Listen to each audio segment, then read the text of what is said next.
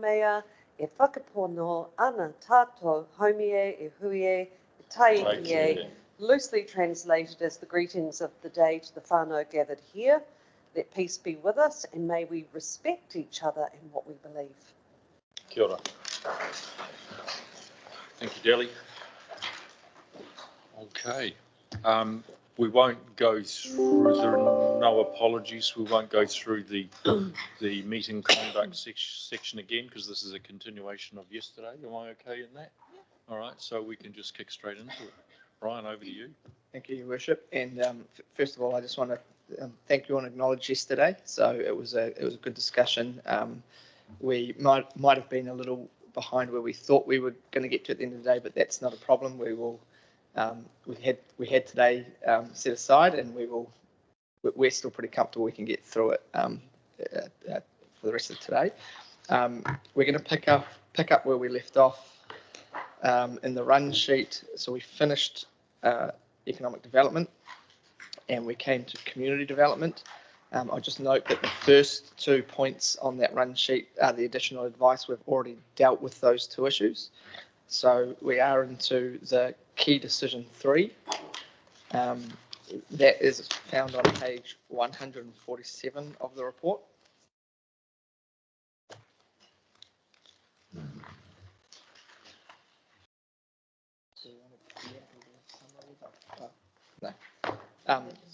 Yeah, so 147 outlines the summary of the feedback. 135 responses. Can I ask a question? Did we discuss business associations and support town promotion info centres? We can certainly go back to that. Where we left, my final remarks as we were maybe all getting a bit tired was that would be the end of the ED activity, and I seemed to get nods, so I moved on. But if not, let's certainly, for the process, step back to that if you would like to. Peter, Sure. Are you keen to have another look at that? Because we didn't discuss it specifically yesterday. We did discuss this? No, we didn't. We didn't. Okay. Technically, we left it at screen industry last night. We did discuss the screen industry thing. Yep, I agree. I'm just looking at the town promo and info centres things, and I know that the Thames Community Board, in their submission, were keen to have funding in the LTP to continue the promotional activities that they had been doing. I think in the submission that the total was 99,000, but I think of that 50,000 probably goes away because it's been picked up by the business association with their taking over the info centre.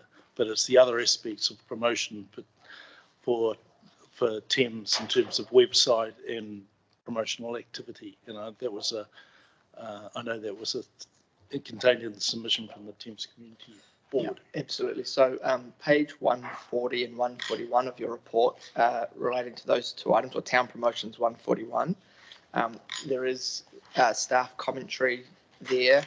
The staff recommendation is no change, but absolutely happy to allow the councillors to have a discussion about whether you want to provide funding or not.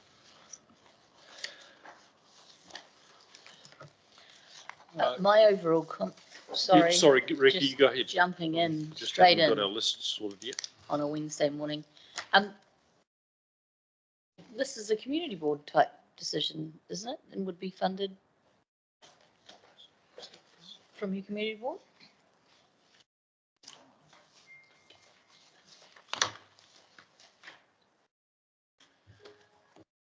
Yes.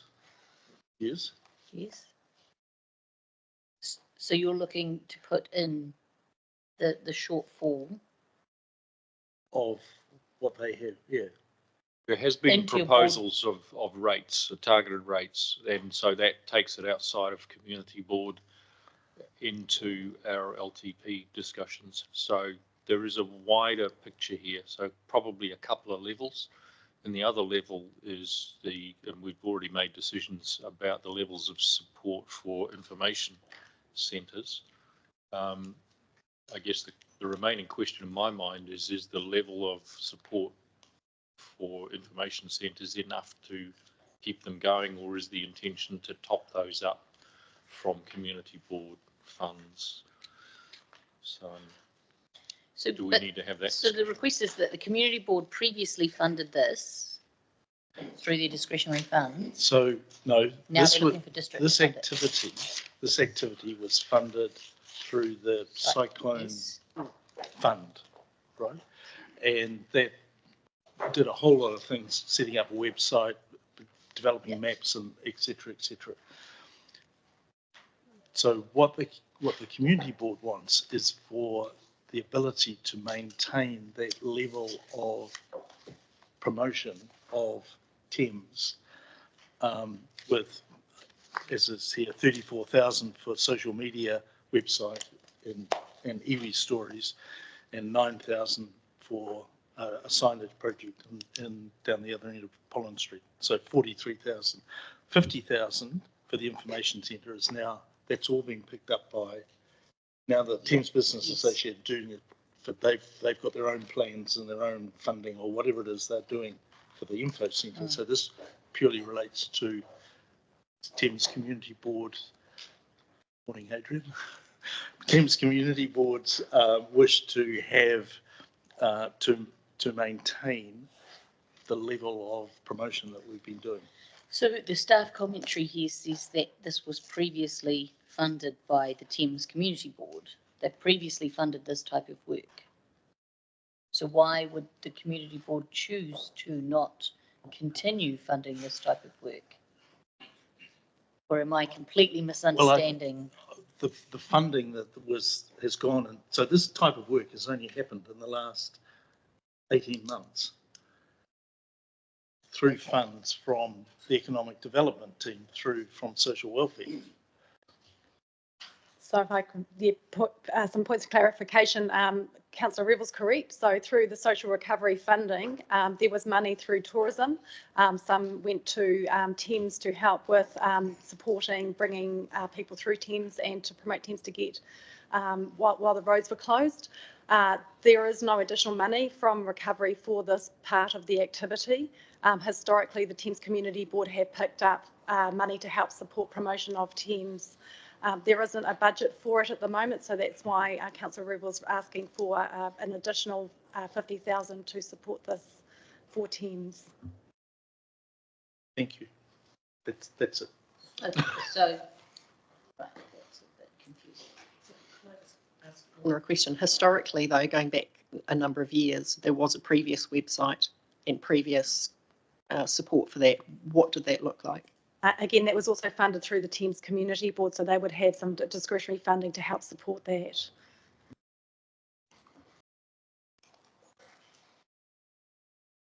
I'm not sure. Sorry, Delly, you and John, you've had your hand up. So who wants to go first? No, it wasn't me. Oh, John? Oh, sorry. Yeah, they're sort of connected, aren't they? The two issues in regard to the promotional activities and the funding of the business associations, because one comes with the other. So I think in the discussions that we've had previously, we talked about things like potentially a targeted rate or a district-wide rate that would be levied on businesses to be able to do that funding. I'm just very reluctant personally in this environment that we're in and the clear messaging that we're getting about any additional funding.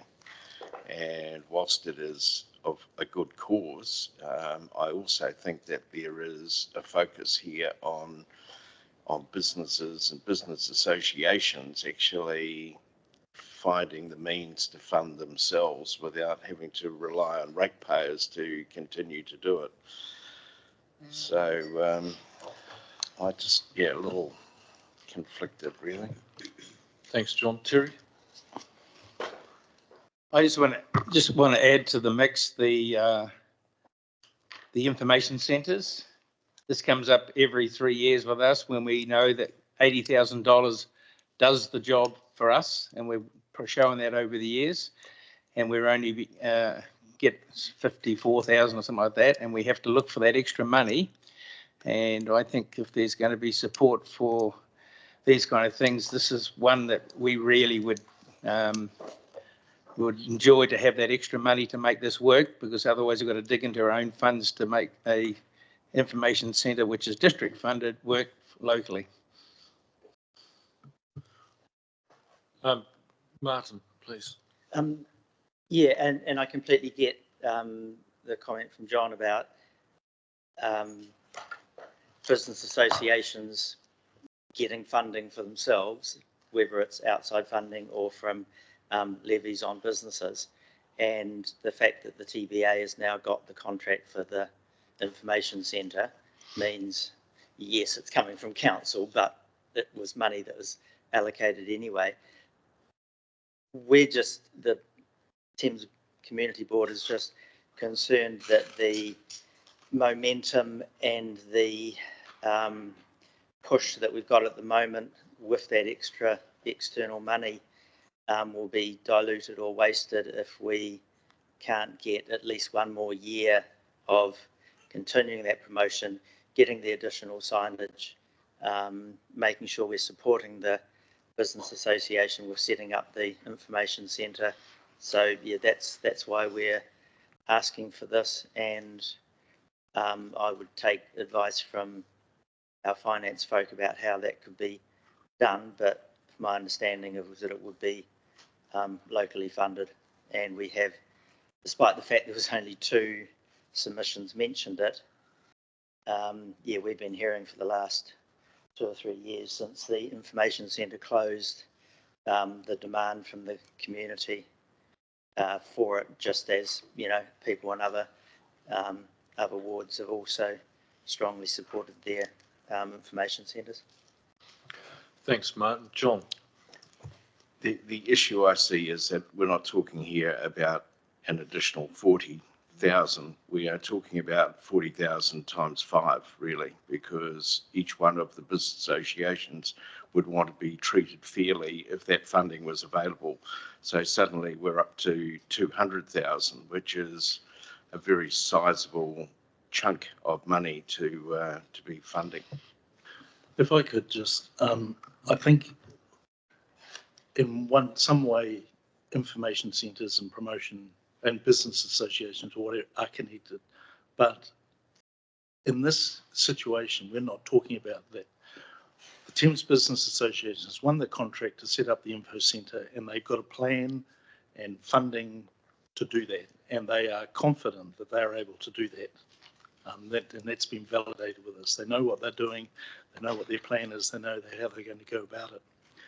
Quite outside the Thames Business Association, although they were involved through the cyclone recovery, driven initially by the Thames Community Board, was the need to do something to promote Thames.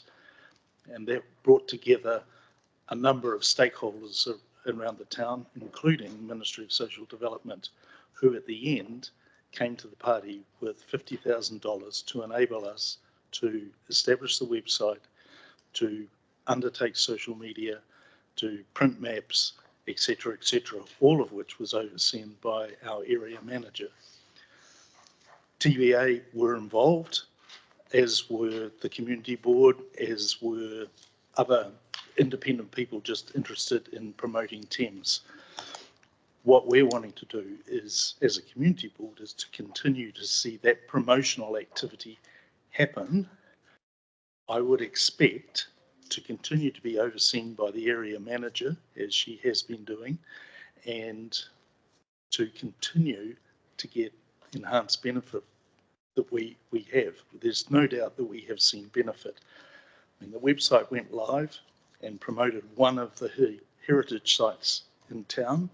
In the next 2 months, they had $40,000 worth of visitors come through their front door, which was just unprecedented.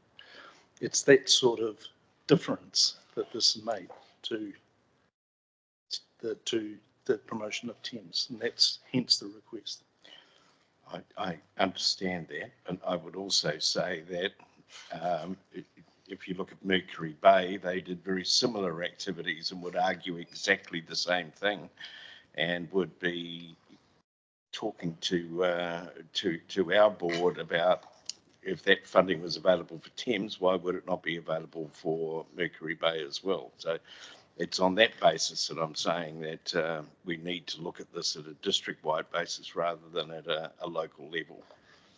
Can we try and I'm conscious that we're nearly 20 minutes into, can we try and focus this in on the key elements and the decisions that we've got to get through? One is, the way I see it, is the issue of a targeted rate, and the proposals, the recommendations from staff are that there are no changes in there.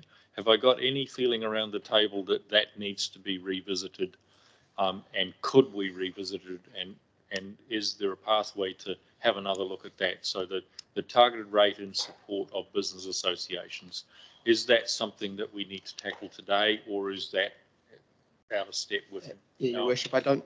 Yeah, no, I'll speak for Donna. So and I don't think that's necessarily what's being discussed. So I think page 140, business associations and the targeted rate, that's not being discussed. It's 141, town promotion. And so I guess to bring it to a decision point, there's no budget put in for that. There's the staff advice is not to, but obviously if you want to table something to add, and there's a majority of that, then we can certainly factor that in, and would need a resolution, would put it in. I guess what I'm hearing is Peter is talking about a project that's been running for 12 months, and John's responding with how would that look across all 5 wards. So I think the point is it an individual issue that we're voting on, or are we looking to put budget in 5 areas? Can we separate those out then, please? So can I just get a show of hands? Is there any appetite for discussion or looking at a targeted rate for business associations? Yes or no? So, sorry, no? Can I just stop there? I don't think this is about a targeted rate, because if we actually discussed targeted rates back in December and decided not to, so that's, in terms of this stage of the process, that's off the table. Yeah. This is about whether to allocate funds or not. Yep. Yeah. So the reason I raise targeted rates is because it has been proposed by Thames Business Association. So we can put that off the table. There's no appetite for it, and we've been through that process. All right. So the second part of it is the support, direct support for business associations with a fund, and we've heard a number of 40,000. No, can somebody clear me up on that, please? Just to be clear, we're not asking for funding for TBA for business associations, either in Thames or around the district. What we're asking for is a fund to continue a project that we had going last year that was very successful, that would be locally funded. I get John's point. If we did it across 5 wards, that's fine, but we're the only community board that's asking for it. We have a plan. We've got people doing work already. We want to carry that on, and we want to pay for it locally. There's nothing to do with the business association here. We want 43,000 to continue the Thames promotion project. Through the community board? Yes, okay. Locally paid for. Thank you. John, does that help to clarify? Can I just get a clarification then from staff as to how that would be locally paid? So that would be, we would need to, it would come through the local, Thames local rates, locally funded rates. And we would, I'm just thinking on the fly here, but I think, correct me if I'm wrong, Hayden, but I think probably it would come through the social development budget. So which is locally funded, which is a locally funded budget. So does it, sorry, Terry, I know you've had your hand up for a while. So does it need a resolution of this body to enact that, or it does? Okay, thank you. So I'll come back in a second to how we do that, and then get the support of the councillors or otherwise. Terry, what did you want to contribute? So I'm just feeling a little bit left out here as we talk about the issues we've got around the funding of the information centre. This $97,000 that's in here and promoting teams is exactly what we're trying to do in Whangamata with $80,000. So I'm really concerned. Terry, can we deal with one thing at a time? And the proposal is at the moment for locally funded Thames Community Board. We'll deal with that separately. Well, okay, we'll talk. I think I'll get the elephant out of the room that's going on at the moment. I think if we look at where rates come from, how we do our funding, or for fees and costs, etc. No. Let me just explain this. Councillor Walker, I want to deal with this locally funded Thames issue. Yeah, I'm just saying where the funding is coming from. And then I'm coming back to you. So let's deal with this Thames locally funded issue first, please. I'm not shutting you down. I'm just saying I want to deal with one thing at a time, because otherwise it gets very confusing. Explain where the funding is coming from. Well, that's the process that we've just asked for advice on. John Grant, please. Yeah, I'd still like to get some clarification as to where the funding is coming from, because if we're suddenly just allocating money out of a social development fund, why can't that be also allocated for all the other districts as well on the same basis? And what flow through effect does that have on rates? It's what I'd really like to understand. And that's a fair question, but I guess the question back is there a specific request on the table? There is for Thames. But is there a request on the table for any of the other parts of the district or for Whangamata? So, and I don't know the answer. Rebecca, please. So I would like to understand, following on from John's question, is about the funding. Is this one-off? Does this generate fundings to pay for itself to maintain its website next year, or is this a one-off? I just want to understand the future impacts of this as well. Do you know what I mean? Yes. It sounds like it's year one. Just a one-off fund. But yeah, I understand that. So the website will be developed and the signs will be done and the maps will be printed, and then there doesn't need to be any more investment. That's just sustainable for it going forward. As we understand from the submission, yes, and so the first 50,000 that was delivered to the group, they've already developed the website, so it's just about doing a bit more on that website. The signage has been developed, so it's about actually making the signs and implementing them. Yeah. And so the discussion that's been had is that the responsibility is on that group to manage and maintain. If they were, yeah, but obviously websites have ongoing costs. They need to be updated. Yeah. So how will that be funded? The TVA is tasked with maintaining and paying for the website. But yes, I think I would need to understand a little bit more, and I think we all just need to keep in mind about precedents. If we support this in one area, what other projects are we going to need to look at for supporting across the other wards? I would happily look at other projects to support if there was any on the table for me to look at. I can only look at the Thames one because that's the only one that's been proposed. Might be one. Yeah, but I mean, that's the challenge in front of us. We only have one proposal on the table, unless there are others coming through different avenues. So, Terry, what else did you want to add, Terry? Well, I just want to discuss that the slush fund that's in Thames. And I think it needs to be raised because this is where. Councillor Walker, that's inappropriate language. I'm going to ask you to withdraw that comment. Well, you call it what you like. I don't know what it's called. I'm going to ask you to withdraw that comment, please. It's not helpful. I will talk about the fund they have in Thames outside the collection of rates, fees and charges, and all the things that we do to put together to make this council work. And they've got a fund that I know it's come from the past and it was land for. They've got $230,000 in it. We haven't anywhere else in the district got that kind of money that we can draw on to do the things like this coming along. And I think it is unfair that some wards have got that power to be able to have that funding, and the other wards have to front up and find cats and mice to do funding when that money is available. So I'm just bringing that to the table because it's the elephant in the room. I think that is helpful. I think what we've done is, and it's a shame that we've done this so early in the morning, we've tipped into a them and us discussion, and I really don't think that's helpful. No, yeah. So this is not helpful. We're not, I think, going to gain anything, or there's not going to be any benefit in tipping down this road. Peter, did you have something you wanted to?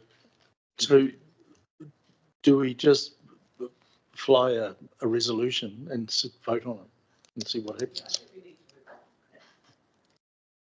So, yeah. Do we have a firm proposal that we can bring up for councillors to make a decision on? We have a resolution drafted. I just need clarity over whether that's for 1 year or the 10 years. 1 year. 1 year. One. Thanks, Ken.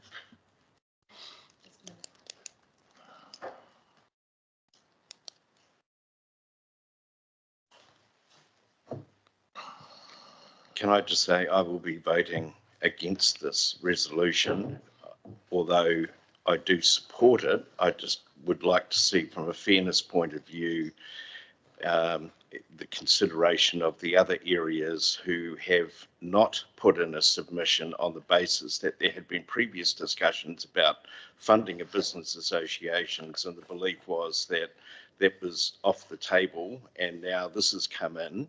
And I think if it's passed, it would not be very well received, certainly in my ward. Can I just say? Thank you, John. That's noted. John Morrissey and then Robin, please. Yeah, it's a different world up where I live, John. I know the business association had previously declined monies that impacted on local rates. So they're not likely to be interested in this if it's a purely locally funded matter. I have no problems with Thames getting the money so long as it is totally locally funded and has no impact on my ratepayers. It's a decision they need to make for their local ratepayers. My business association, from previous experience, won't be interested in this. I'm still trying to understand about the method of funding, because it's coming out of a social development fund, and I don't understand the implication of that on local rates. Yeah, I did pick up on that. If there's an explanation, that would be beneficial for both of us, probably. I think that's a fair question. So should we get an answer for that? Yeah, so through the chair, the locally targeted rates that the community spaces targeted rates for each ward. So Thames has one, all the wards actually have 2 rates. The funding would be coming out for the Thames local social development budget. So that's the same budget that holds all the grants and remissions, the locally funded grants and remissions. So every ward has that activity, that sub-activity, which is funded locally. So Donna, just to clarify, can you just explain whether this actually would lift the local rate? Or does it come out of the amount that is already in the rate for social development? Yep. Is it added to it or not? Yes, it would lift the rate, add to the rates, because it's an additional budget. There isn't funding currently in there for this. Aileen, can I ask you to? Yep, thank you. So working on the fly here, I think there's 3 options. One is you take a vote about whether you would entertain it being funded for the Thames location from the rate that Donna's just discussed. You could also take a vote about whether you consider that could then also be across each of the 5 wards, or you could refer the matter back to the community board to consider how they can fund it out of their local funds. 3 options. I'm going to come to Robin and then see if we can make one of those options work. Robin. Thank you, Elaine. We've talked a lot in this chamber of late about community empowerment and trying to listen to what the boards are having to say. So the way I'm looking at this conversation, the way I'm hearing the conversation is that Thames has secured some external funding to begin a project, which has been really well received within our community, the volunteer groups and the businesses. We are asking for a locally funded rate to extend the work that has already been started for an additional year. It is solely on the shoulders of the Thames ratepayers, and we're asking you to help empower that community decision by passing this resolution. And that's all I have to say on it. I think that's a really good point about community empowerment, and we have had that discussion. So if we're going to follow that through and allow each community to make their own decisions, kind of makes sense. Rebecca, please. Yeah, I'd just like the resolution to somehow reflect that if there are other wards or information centres or, that need to look at their funding. I, was of the impression that it was completely off the table, that potentially they have the option to somehow circle back round and look at funding what they would like to do locally. Okay. It's also the discretionary fund. Okay. So the community board have a couple of ways they could fund it. So really, this does come back to the local decisions being made for your own communities, and I can't see a roadblock in that. Do we need to specifically enable that in this resolution, or is that mechanism already there? Will it exist? Will it be told to wait for the next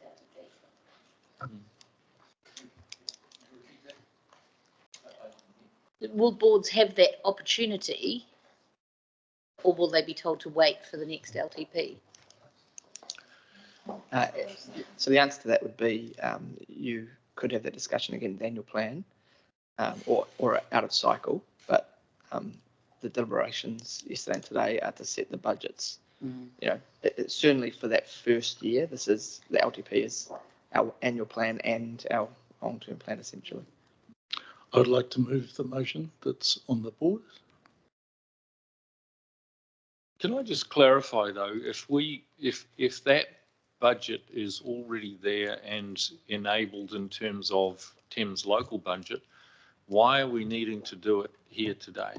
Have I missed something? It's adding. So that budget, that 43,000 doesn't exist.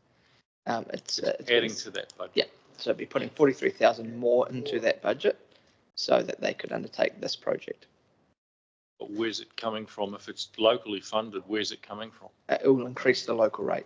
So the Thames ward ratepayers it'll be spread across that. So in the interest of fairness, do councillors want to look at basically applying that same increase in local rate for each other part of the district, or is that complicated? No. I think in the interest of fairness, we've got a motion on the table that stands as it is, and we need to vote on that. And then the further discussion could be, do these guys want to speak on behalf of their community boards to get similar resolutions for themselves? Okay, I'm happy with that. All right, so Councillor Revel has proposed this. Councillor Rodley has seconded. All those in favour? Those against? All right, so that looks like it's carried to me. Do you want to check the numbers? Right, I've got Councillor Grant and Walker against. Okay, so that's carried. Now, in the interest of fairness, and I really want this to be even and make sure that everyone gets a fair shake at this, does any other councillor from a different part of the district want to look at moving something in a similar vein to support their own community activities? The problem with that, I would say yes, but that's my view, and I haven't had the opportunity of discussing this and running it through. And there are a number of people that would have to be involved in that. We'd also need to look at how it's going to be funded. All I would say is there will be a considerable amount of unhappiness about this in the area because, yet again, there's funding in one particular area and others have not got access to the same funding because this has been a project for a particular area.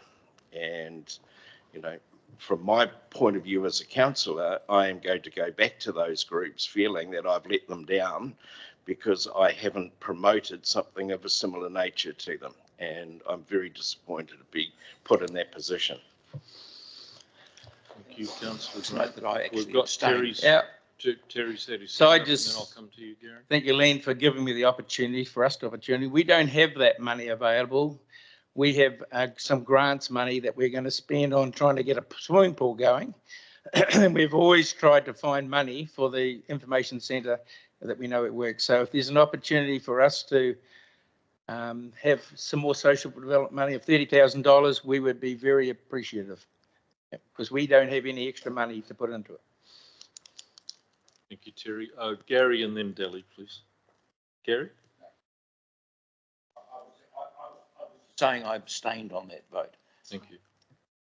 Delhi, please. As did I. I suppose the question is, though, Terry, and for all of us, if we're being fiscally responsible, we don't want to add to what's already a really big rate increase. So I wouldn't be going into bat for Mercury Bay to be paying any more money than they already are. Thank you. I'm guessing the other side of the discussion that needs to be on the table is that each part of the district will have its own projects that they make their own decisions on. And for Terry and Whangamata, Paul recently reached out to us and said, hey guys, we need a bit of a top up here. Can council consider this? And I think it's down to each part of the community on their own specific projects. So I'm not convinced that there's this unbalance and unfairness. It's just, what support does each part of the district need as we go forward? So just from a staff perspective, the purpose, and we talked about this at the start of day one, and we were horrified at the length of the run sheet, but the purpose of this is that as we go through each activity area, we've talked about the staff recommendation after hearing the submissions, and that's really clear. And it's that opportunity under each activity area for councillors to get into this kind of discussion and debate. So can I put a motion for additional funding? Yes, you could put a motion.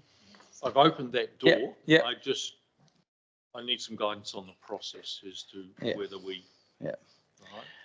Right. Yes, a motion can be tabled just like the previous one was. I guess the previous one came with a project that we knew of, so you would have to be able to describe to staff what the project is or what the budget's for, so that we can craft the right resolution. So can we bring that back later on? It feels like it needs some do time. that. It would be great to support that additional funding for that particular So let's project. park that, move on, but have a chat with the staff later on and see what mechanisms need to be done. Okay. Just again and not wanting to delay, but wanting to make sure that we're getting the right, that we're not going to keep coming back to it. We'll move on from town promo and info centres. So I think if that's the motion that Councillor Walker wants to table, this is the appropriate time. Otherwise, we're going to be moving into the next activity, which will be community development. Okay. So you're looking for that motion? Well, I don't know what the motion is, but if it is about increased funding for info for town promotion and info centres. I'd request $30,000 from the Social Development Fund to support the running of the information centre of Whangamata and avoid using finding local grants. Well, it will be local grant. Locally funded, yeah.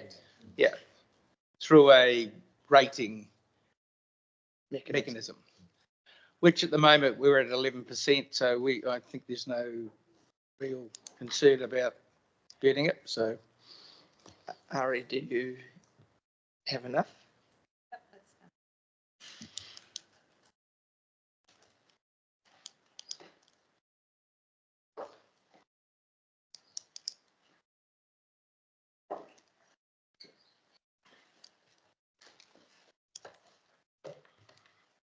This for just year one or per annum?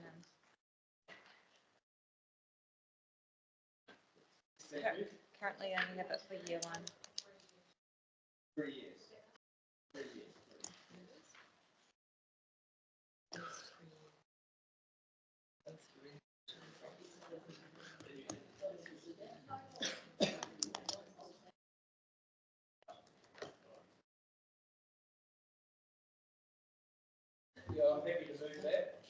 just some points of clarification, if I may.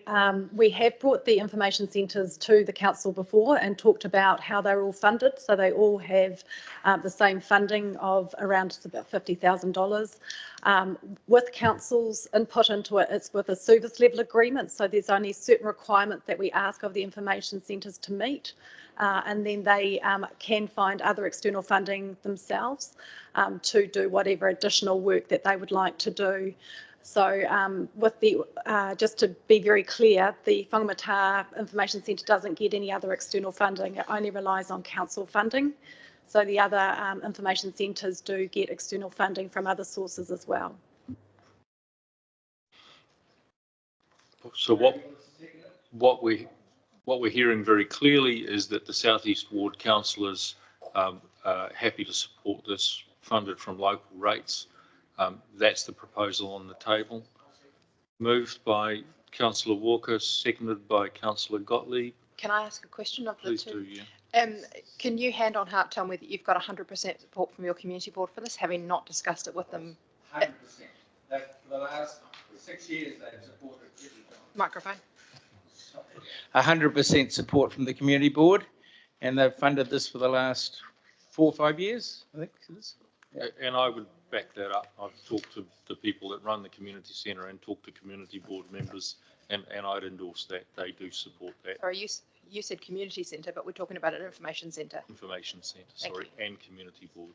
So I've spoken to all of them, and they do support it. So, yeah. John, please. Thank you, Your Worship. Look, I've just taken a second to talk to the cash register behind me, which keeps on pinging every time we make a decision, okay? And it would be good just to hear from them what the impact of our decision making so far has done, as far as where we were at, where we dropped down to, and now where we're at again. Just because it really is about the affordability and what we're going to come out with at the end of the day on the rates. And every decision, such as the Thames one, such as the Whangamata one, is actually pushing that number back up. It's locally funded though. I'll just get Donna or Hayden, just have a quick word so that I do understand what's actually happening behind us here. Yeah, that is true. It is locally funded, but in terms of our total average rates, it goes into that calc. So it's anything we add in, it might be locally funded, but in totality, it drives that rate up. So, yeah. So we got it down to a certain figure, didn't we, Hayden? And what was that figure, and where are we sitting now? We got it at 13.2, but if we add another 30 in, we'll be just back at 13.3. Yeah. Yeah.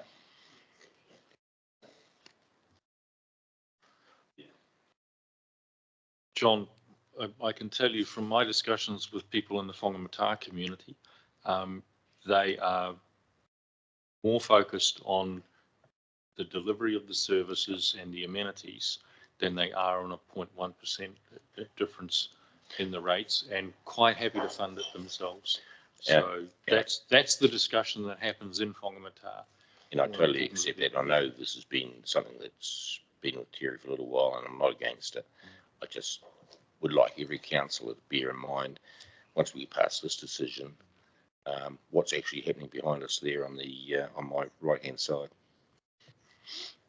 Yeah, thank you, John. I think in practice, what that means though is that, you know, whilst Thames is going up and the average moves with it, the correlation of the Mercury Bay rate to the average actually should come down in the process. So, you know, it's a complex scenario in regard to that. But, you know, and I think it also reflects on the whole rating process, because the average rate in Thames or Whangamata is much lower than it is in Mercury Bay and in Coromandel. So the impact of adding is greater for the ratepayers in those particular areas, and it's just purely largely driven by what the average values of properties is, and you know, that's the world we live in. we must have valuable properties in Coromandel because we were at 18% there for a while. A lot of expensive place. Yep. Okay, moved and seconded. All those in favour? Aye. I'll support it. Thank you. Abstain? Against? No. Abstain? That's carried. Thank you. All right. Okay. For the risk of another 45-minute discussion, creative arts and sports partnerships or anything else in ED, and if not, we will move on to community development.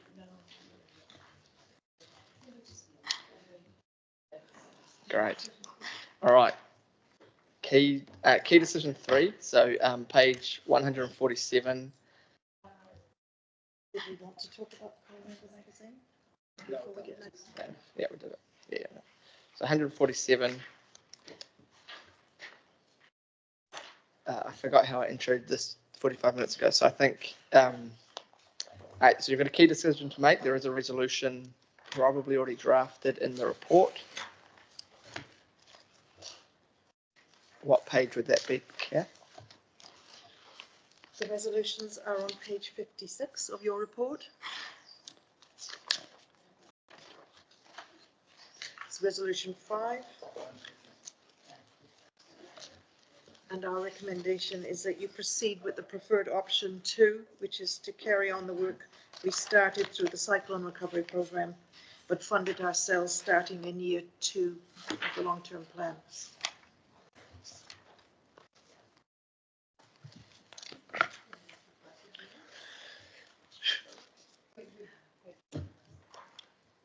Page 56. 156. Yep. Okay. We'll start with Delhi, please. Well known as a bleeding heart lefty liberal, and I know that we've got the majority of the submissions say carry on with the work and fund it ourselves from year 2. I'm going to argue for option 1, which is cease all of this social activity, which is something that at meetings and with our community in Mercury Bay I've heard loud and clear. And it's an austerity budget. Perhaps we need to be lobbying central government to do more in that social space, but not using the ratepayers' money. Thank you, Delhi. John Morrissey and then John Grant, please. All right. First question. So this funding that's already included in the predicted rates rise, that's been clear. Yep. Okay. Yes. Look, it's actually it's a really easy target to hit. It's one that we could knock out of the park straight away. But I am aware that it has done a lot of good around the district while it's been in place. So I know there will be others that feel, kick it for touch, but I'd just like to think about the fact that it does bring in external funding as well. It has the ability to attract that it does do some good. And if you're inclined to kick it out, perhaps instead of kicking it out, reduce the funding by 50%, retain the ability to still attract the external funding and keep the work going. That would be what I would be thinking. Thank you, Councillor Morrissey. John Grant, please. I don't support it as well. I've heard very clear messaging from a number of people in regard to stick to your knitting, provide the core services of council. This is not the time to be adding additional type of services or continuing to fund services that really should be provided by central government, and it should not be something that is borne by ratepayers to have to bear that additional cost. And can I also make specific mention in regard to the numbers that you see in here in regard to the levels of support? I think it's important to also have a close look at that, and particularly the submissions that came in from the ratepayer groups that represent a number of ratepayers who were basically giving us the message to say, don't do these things. They are not core responsibilities of the of a council to provide. They are central government roles that they should be doing. Thank you. Further discussion? Martin, please. Yeah, I would support option 2, bearing in mind that it's from year 2, so no impact in year 1.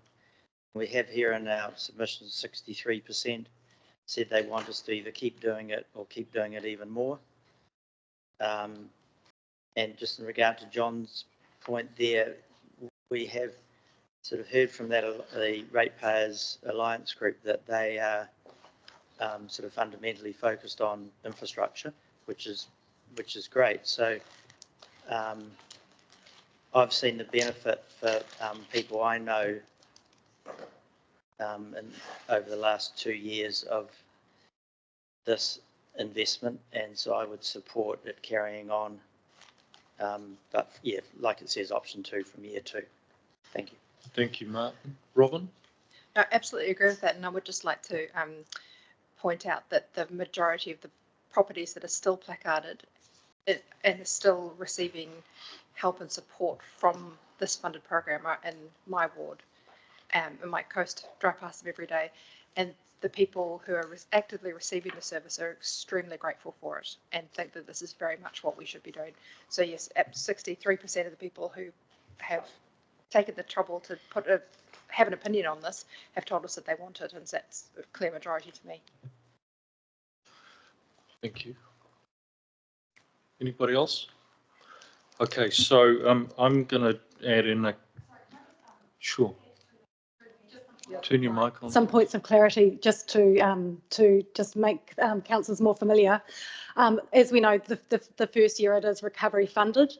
The budget for year 2 is around resourcing of some staff, but also of implementation of programs and projects. So the likes of the things are like the Mess Task Force for Jobs and having cadets working in council. At the moment, we've got 6 cadets who are working here through this activity being subsidised. We're getting people who haven't been able to be in employment come into council, find a way to work, and then we're able to funnel them into potentially other parts of the business or into other places around the district. It has been able to do working around careers and getting the Careers Expo around to the schools so that kids are finding ways that they may have employment within the district. The other side of the coin as well is that we talk about fairness and equity. There is quite a lot of the community that don't have voices, that don't come to council. We've been able to go out and find them and have a different type of voice and find more of a spread of what's happening around the Coromandel, because the equity is very diverse, and that has become quite apparent geographically as well, because we are quite widespread. A lot of the agencies that are central government agencies don't come to the Coromandel, so we have been the conduit to raise that awareness. Through the funding that we've been able to generate, a little bit of council contribution has been able to quantify funding even more from other agencies, and having that reputation and credibility to connect and have that with other agencies is growing. And those relationships need, if we want to keep building on them, then this is a good opportunity to keep that happening. Thanks, Lorna. Peter, did you have something? Thanks for that, Lorna. And, I agree that the stuff that's been happening has been absolutely fantastic. And I applaud the government for providing us the funding through the recovery, etc., to be able to do that. I would love to see the work carry on, but philosophically, I don't think it's the responsibility of council to be funding it. And I would be trying to rack my brains to try and work out how do we continue to move the arm of government to enable this sort of activity to carry on in our communities, but in all the communities around the country. Thanks, Peter. Robin? I'm just happy to move the resolution as it is. Have I got a seconder? No, I'm just wanting to just keep the discussion open for a minute. I've got a couple of things I want to add in, and part of it is that come back again to what a couple of councillors have already said. We've got 63% of the people, and can somebody just help me with the numbers? I think it was 135 submissions. Have I got that right? Yes. 135 submissions, 63% of whom either said carry on the work we do and funded ourselves not from next year but the year after. and another 21% saying invest even more. One of the things that I think Councillor Morrissey has raised that I'm really concerned that we don't close the door to the opportunity for external funding, and Peter's raised it as well, that opportunity for external funding, we need to keep that door open. So even if we look at the proposal that's in front of us and we modify it or tweak it, but closing the door on that, I think would be a really backward step. And those of us who were, and all of you were involved when we had the storm events in helping our communities through these tough times, this is how we did it. This is how we did it. This is how we connected with our communities and said to them, we're there to help you through this. I've spoken to some ratepayer groups, and I've even as recently as last night, and I've reached out to them and said, how do you guys feel about this? And they've said, we love it. It's fantastic. And some of those ratepayer groups are a part of the Ratepayers Alliance, and they are very, very clear that they want to see this work continue. So I'm conscious that there have been some loud voices coming out, particularly from parts of the community saying, right, stick to your knitting, stick to infrastructure, and there's no issue with that. But the numbers that I'm hearing back in terms of support for this from the communities are way bigger than the numbers saying, hey, we don't want to continue with this. Yeah, sure. Thanks, Terry. All right. So I'm going to be very clear. I support this. I think it's fantastic work. It's great work that our council has done and our communities have done. We've got an aged community right across our district, and they expect for $18 a year per ratepayer, not in year one, but in year two, they're happy to support this work going forward. So I'll be very clear. I'll be supporting this as strongly as possible to go through. Thank you. Rebecca. Yeah, I absolutely think that some great work has been done here. And if you look at our risk and assurance paper for tomorrow, you will see the figures of support that came in from other organisations very, very quickly in our community's time of need. And I think that that is fantastic. But I absolutely have to be very clear that the feedback that I am getting is that council needs to stick to getting its core business right, and that we should not be taxing our ratepayers to be in this space. We have a centralised government that is in this space and doing it. We need to get our basics right, our 3 waters, our rubbish and roading, and we need to be focusing our energies there. So I will definitely be supporting option 1 in this space. So can I just ask for some discussion around a modified option, and is there something that we can look at which leaves the door open for that external funding and gives us another option that we can look at? Aileen, please. Yeah, so I'd just like to clarify, there's been some information out there that says we're delivering all these services that actually government delivers. That's not the case. This is not about service delivery, this activity. A way of thinking, and I did hear people saying we should be lobbying government. Well, lobbying government actually costs time and effort to do that. So if you think about this activity as kind of an overhead that is doing a whole bunch of things to lobby and leverage, I think is the word, and government funding and activity into our district, which lobbying and advocacy is totally the role of council and its elected members to add to that. I'm just wondering if Stephen, if you wanted any comment around how other councils leverage funding and what that kind of looks like.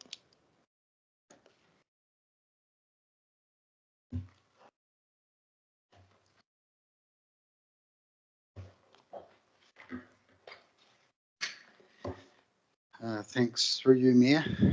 Yeah, there's definitely a funding pillar missing in the activities of TCDC, and it popped up thinking about the projects like the community marae in Whangamata, right through to the aquatic centre for Thames. In most other parts of the country, there is a philanthropic funding pillar that is nurtured and heavily influenced by the local district council or district councils.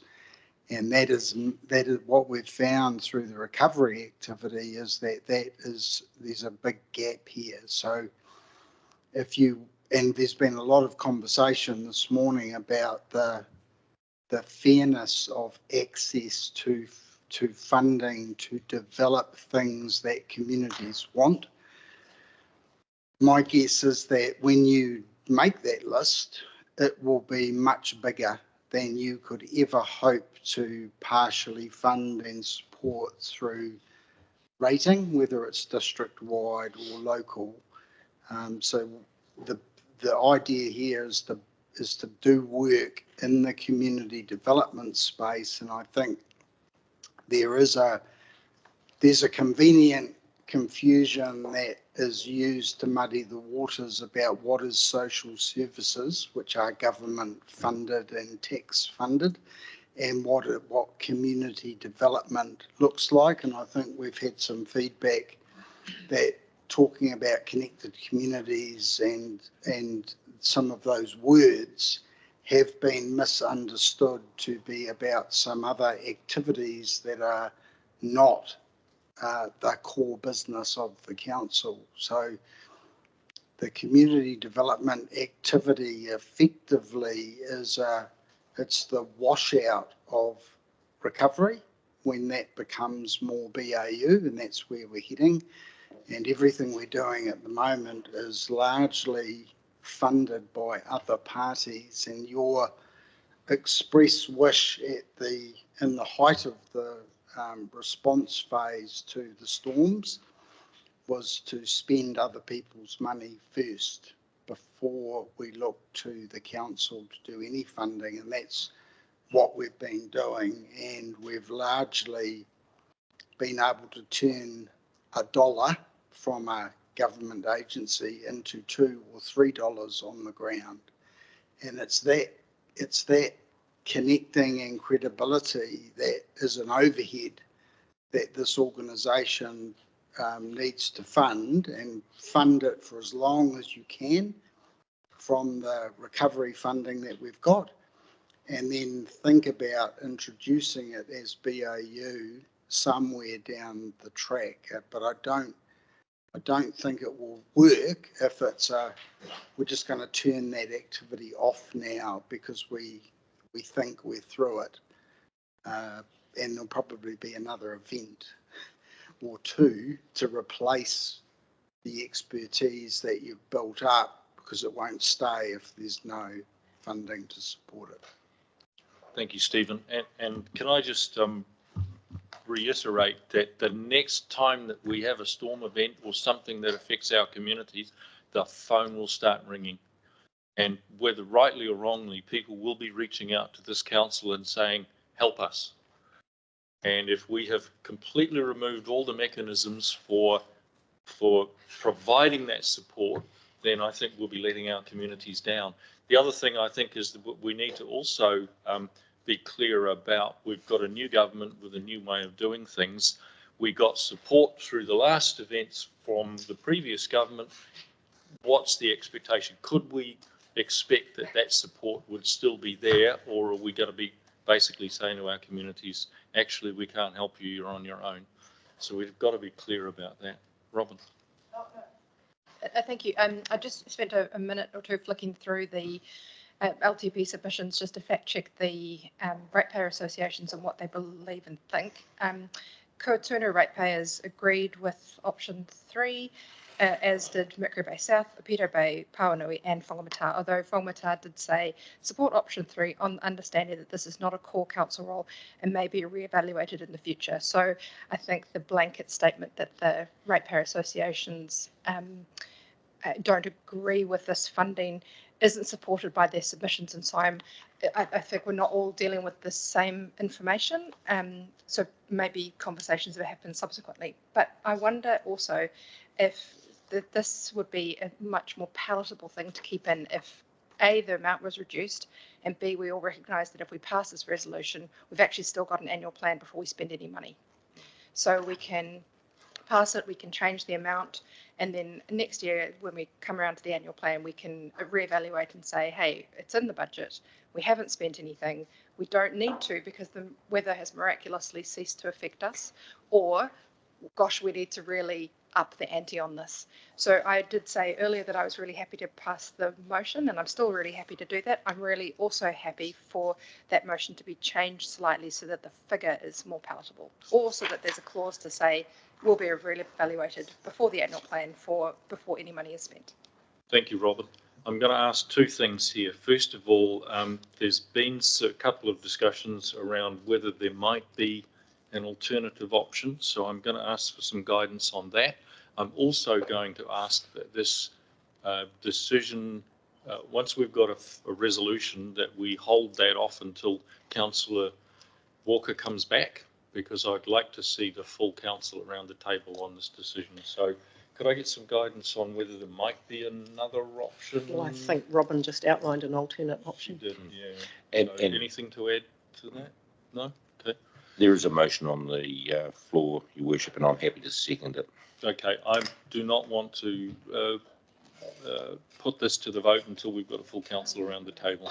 So I'm going to ask for a short break, which I need for the bathroom. Sorry to share that with everyone. So, Rebecca. I have a question. I know we are always cautioned about making resolutions on the fly, and I'm just worried that we're going to pull a random figure out of the air that will actually mean nothing or not enable us to do anything of any value. So I'd like to understand the figure and how the figure is going to be arrived at, and whether that will actually make this a meaningful input to our organisation.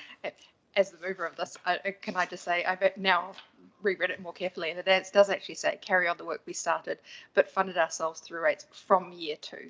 So the proposal, as it is in the consultation document, mentions some figures, but the resolution itself just says that we'll look at it from year 2. So there's no funding implication yet, but we can get some proper advice on that rather than my opinion. So there is no rating impact in year 1, none at all. But in year 2, we've got the opportunity through our annual plan to have another look at that if we want to do that. So Terry, we've held off the vote on this until you came back, because I wanted the full council around the table.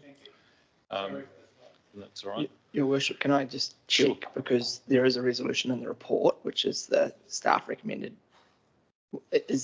Do you want to just move that, because that does talk to everything that you've touched on in terms of there's no funding implication in year 1, and you don't have to change that resolution to say you'd look at it in the annual plan. That's just sort of part of the process. Applied. So okay. Unless you're wanting to change the figure, I guess, and you want some advice from us, I imagine that the amounts have been come to, because that's just what the cost would be if we picked it up ourselves and carried on at the same rate. In year 2? Yeah. So again, to be clear, there is no rating impact and cost implications in year 1. So we can revisit this in... So just the person's moving the motion, do you just want to move the... Yeah, why not? Could we bring it up on the... Is that in a readily available, accessible format?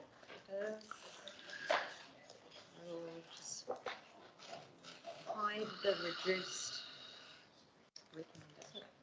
So just to answer Rika's question, which was, can we meaningfully do something with less? The answer is yes. The important part about this activity is retaining the overhead capacity to actually fill the bucket with potential external funding, like Mayor's Task Force for Jobs, for example. That comes into this activity. So what we need basically is just the overhead support to carry out the activity.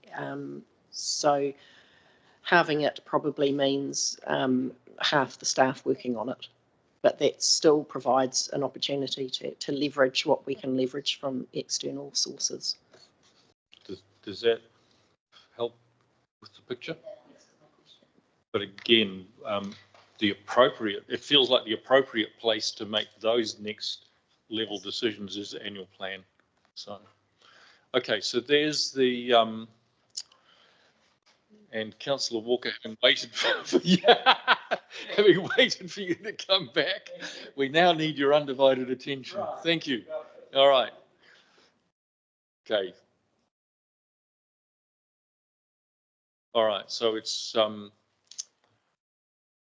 moved by Councillor Sinclair, seconded by Councillor Morrissey. I'm going to put it to the vote. All those in favour? Aye. Terry? I'm liking what Aileen's offered. So I know That is what she offered. Yeah. No, this is the, No, this keeps the option open for doing whatever we want in year 2, 50%, It is an 10%, option on the, 100%. sorry to interrupt, Robin. That is an option on the table, but it will be finalised at the annual plan. There's no rating impact in year 1. Can I just clarify something? Sure. Clarification is this doesn't close it if we vote against it, because we're continuing for that period of time that the funding is in place.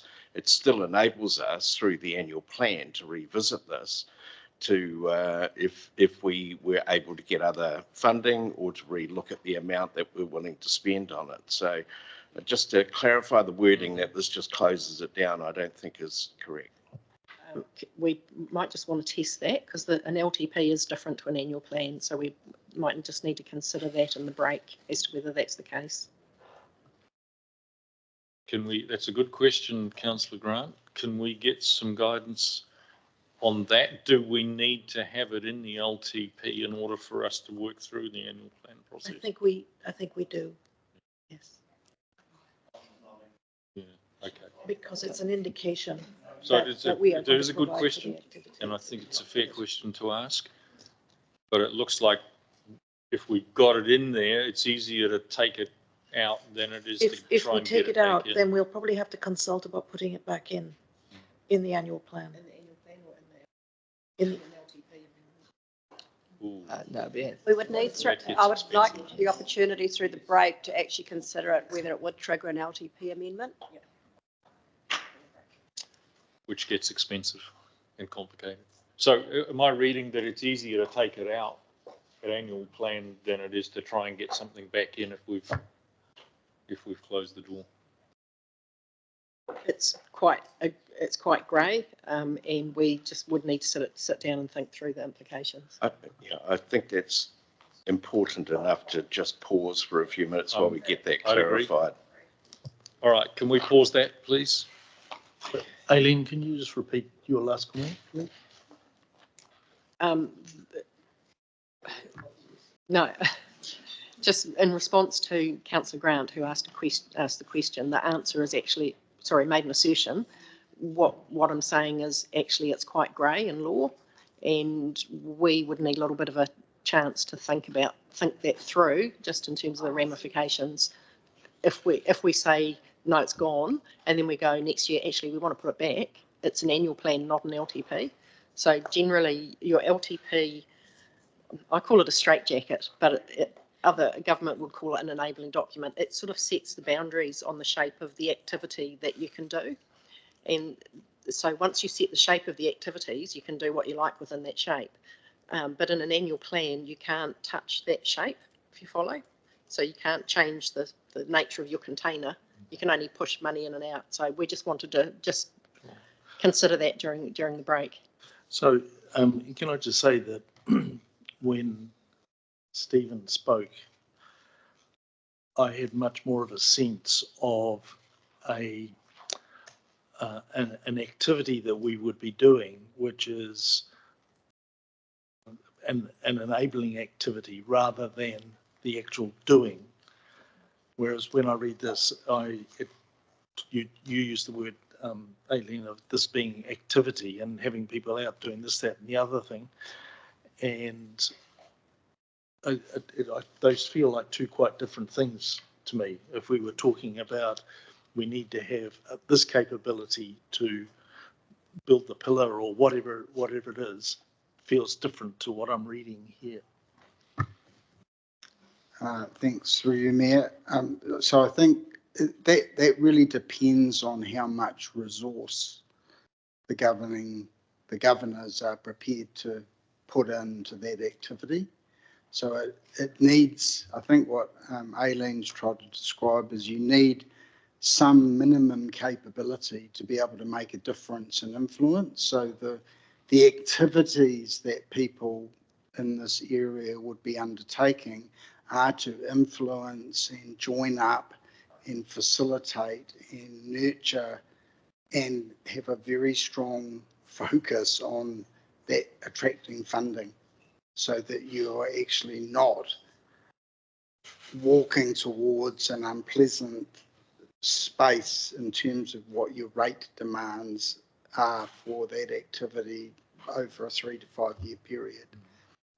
So the smaller you make it, it's likely to, I think, likely to deliver less funding, but more than if you had no capability in that area.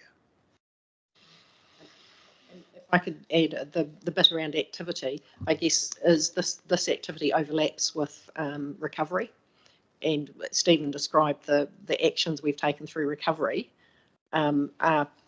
You could say they're community development as well, and so when we flip back into an event, those actions sort of recommence. So there's sort of I guess a grey area where there's an overlap between the two activities.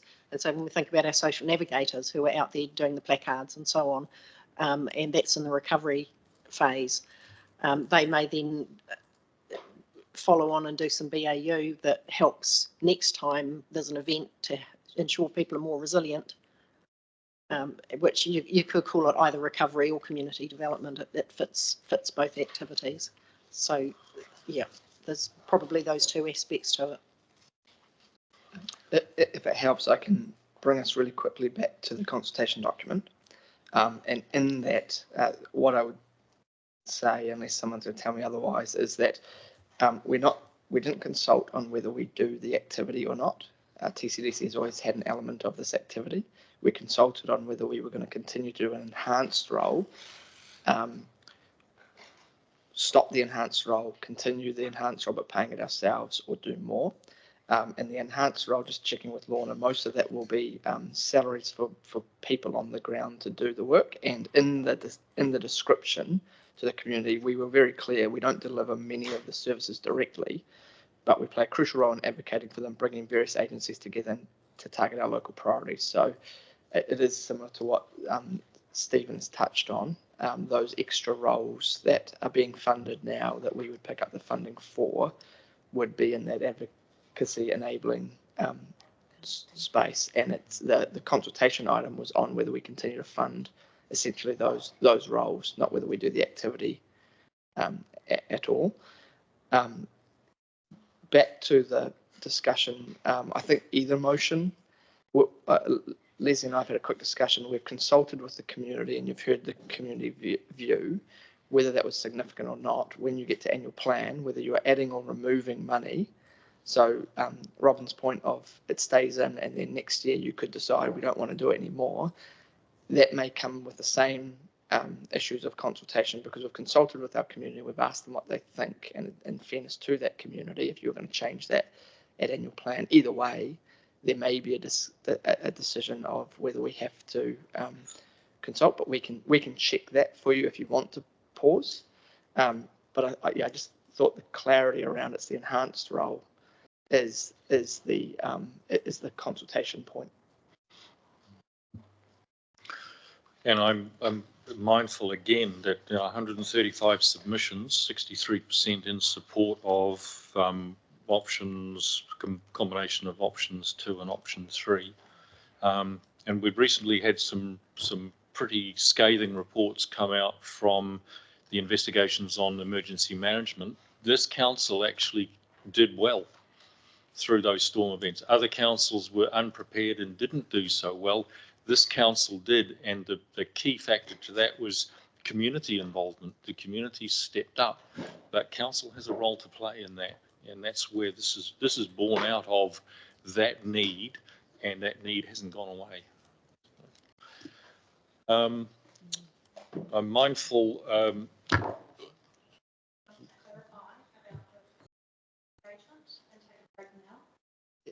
Yeah, I just want to check with Ari. We put a vote.